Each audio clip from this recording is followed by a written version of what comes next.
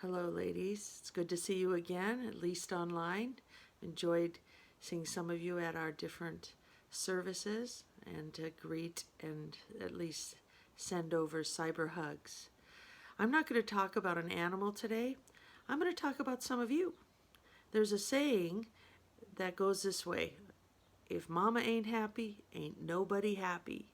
I imagine you've heard that, and I don't know if it bothers some people, but I think what it means or what it expresses is that often in a household, the woman there, whether she's the mom or the wife or even just an individual in a workplace setting, a home setting, sometimes because we're more emotional beings, we set the mood or the atmosphere. If we're in a sad mood, we can find that everyone around us starts to reflect that. Or if we're in a complaining mood, we can also pass that on. But I think what we want to pass on during this hard time that we're in our homes or wherever we do have an opportunity to be with people, is to be joyful people. Don't we want that?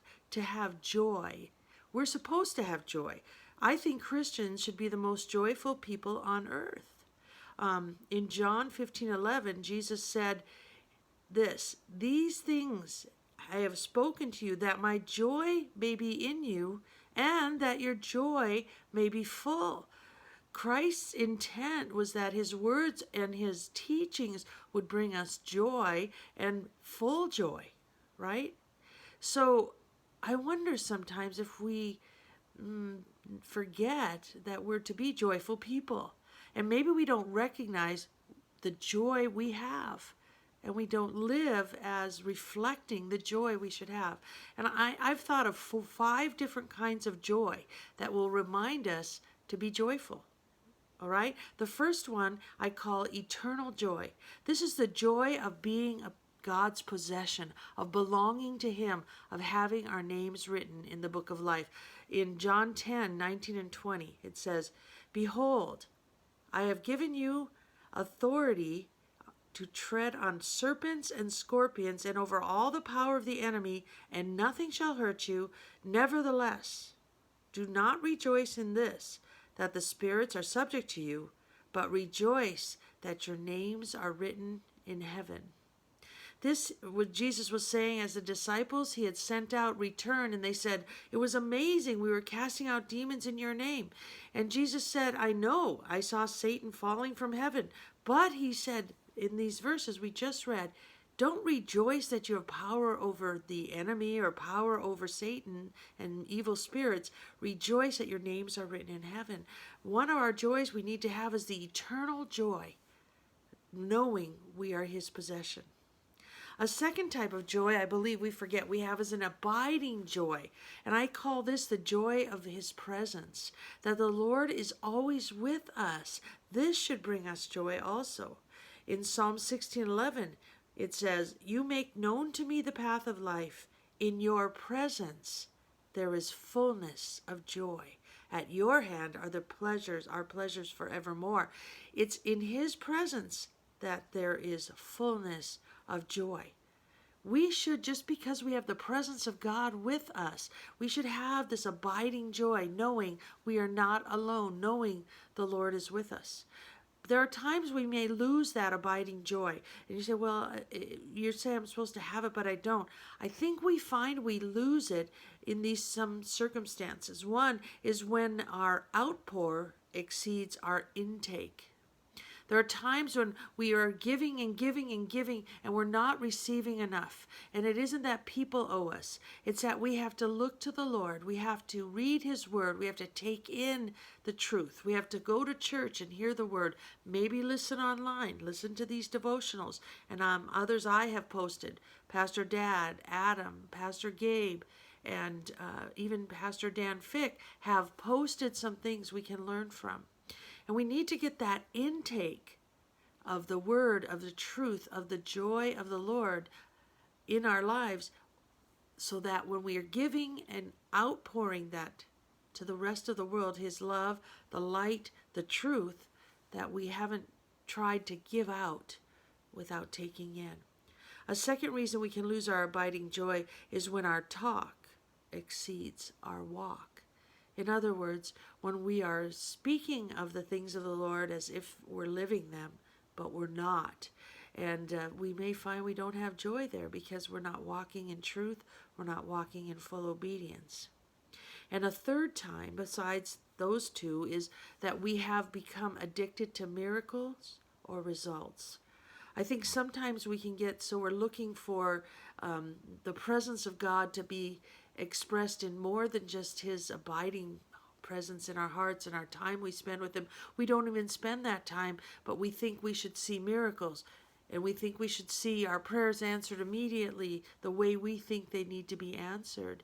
And as a result of that attitude, we say, oh, the Lord must not be with me because I'm not seeing miracles, because I'm not having my prayers immediately answered just the way I want. If we start having that addiction of I've got to see it in my own human, frail, sinful ways, I have to see God work or I won't know He's with me, we'll lose that abiding joy. We have to have that abiding joy just because He says He's with us and we acknowledge it and we walk in that joy. A third kind of joy we can have is being strained right now. I admit that. And that is fellowship joy, the joy of God's people, the joy of being with them.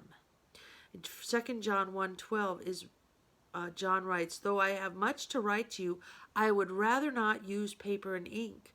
Indeed, I hope to come to you and talk face to face so that our joy may be complete. Well, we're understanding this a little better right now, that we're missing out on the fellowship joy. But I can feel it in our communications online, that we want to say hi to each other, that we want to greet and recognize and acknowledge our love for one another. We maybe would say, though I have been much to write to you or to say to you, I would rather not use internet and computers. I'd rather talk face to face. And that day we believe is coming soon. Keep praying that way. But that's a fellowship joy, and we can remember that. Wow, I miss that now. So when I have opportunity, I'm not going to miss it because I know it feeds that joy we want to have. And then our fourth kind of joy, this is kind of my favorite. I mean, the others are important, and I have those, and I think we need to. But this one's fun for me. I find it fun, I guess, or I call it defiant joy. Defiant joy is when we determine to have joy, to be joyful for those other reasons we just said, in spite of whatever's going around us. Going on, whatever our circumstances, whatever pressure we're under. I call it defiant joy, the joy of enduring under pressure. It's a decision we make that I'm going to have joy no matter what I go through. 1 Peter 4:12 and 13, Peter writes, behold, do not be surprised at the fiery trial when it comes upon you to test you as though something strange were happening to you. But rejoice insofar as you share Christ's sufferings, that you may also rejoice and be glad when His glory is revealed. We can have this kind of joy that says in your face to our problems and to our situations, say, I am going to rejoice in the Lord anyway, because He is good and I have eternal joy. I'm His, abiding joy. He's here with me. Fellowship joy, I have people coming alongside and praying for me, so I am going to defy the circumstances and have joy anyway, and anywhere. And the final kind of joy is a coming joy, the joy of trusting God's promises will come to pass, whether we've seen it or not, and also the coming joy of eternity with Him. 1 Peter again 1:6-8. In this rejoice, though now for a little while, if necessary, you have been grieved by various trials, so that the tested genuineness of your faith, more precious than gold that perishes though it is tested by fire, may be found to result in praise and glory and honor at the revelation of Jesus Christ. Though you have not seen Him, you love Him. Though you do not now see Him, you believe in Him and rejoice with joy that is inexpressible and filled with glory. This is unspeakable, inexpressible joy that we can have because the Lord is coming and His promises are true and what He says He will do. I think we need to make a determination to have joy. And then we can pass it on just by our being women. We can pass it on to those around us. Philippians 4:4 says, rejoice. It's like a command. Rejoice in the Lord always. Again, I will say, rejoice. Rejoice just means to have joy. We have that eternal joy. We are His forever. We have that abiding joy that He is ours and He's with us right now. The fellowship joy of having our church friends and loved ones to be such a family of love to us. The defiant joy that says, even in the face of coronavirus, I am going to have joy. And that joy of looking forward to God's promises being fulfilled in our lives and His return, Christ's return to take us home to be with Him. I look forward to next time we can share and hopefully see you face to face soon. God bless.